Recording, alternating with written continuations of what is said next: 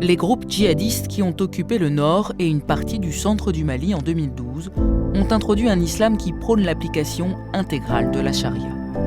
En dépit des crimes commis, certaines communautés les percevaient également comme pourvoyeurs de sécurité et d'équité dans l'application de la justice. Cette influence djihadiste a polarisé les communautés et instauré un climat de tension entre les diverses tendances de l'islam.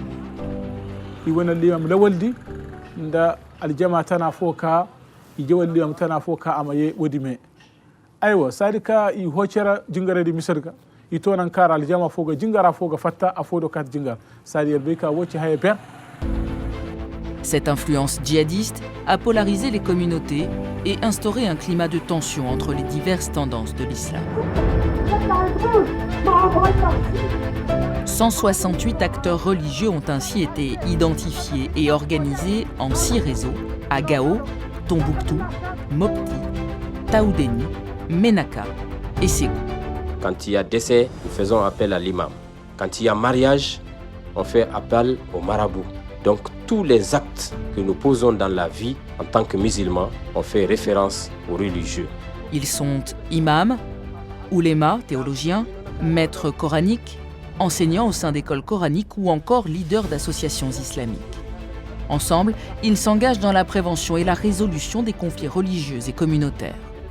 Qu'est-ce que le Coran dit par rapport à ceux qui commettent des actes de violence? Qu'est-ce que le Coran dit par rapport aux voisins? C'est tous ces messages-là que ces réseaux de leaders religieux mettent ensemble. La mise en réseau des leaders religieux n'est pas une nouveauté au Mali, mais date de l'indépendance du pays en 1960. De nos jours néanmoins, la difficulté croissante à faire dialoguer entre les différents courants de l'islam paralyse les institutions étatiques en charge de la question religieuse.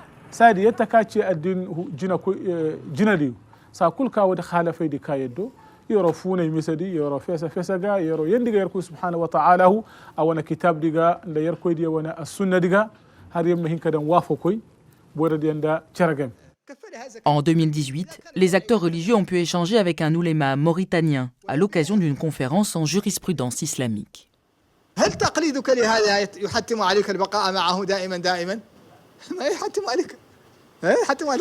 L'objectif pour chacun est de renforcer leur connaissance des autres écoles juridiques et ainsi comparer ce que chacune d'elles dit, par exemple, au sujet de la paix ou de la tolérance.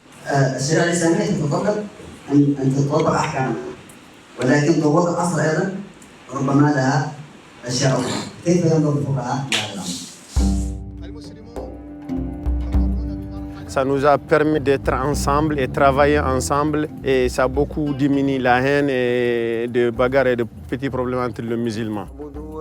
Les 168 acteurs religieux que le Centre pour le dialogue humanitaire soutient retrouvent dès lors progressivement leur mission en faveur de la paix sociale.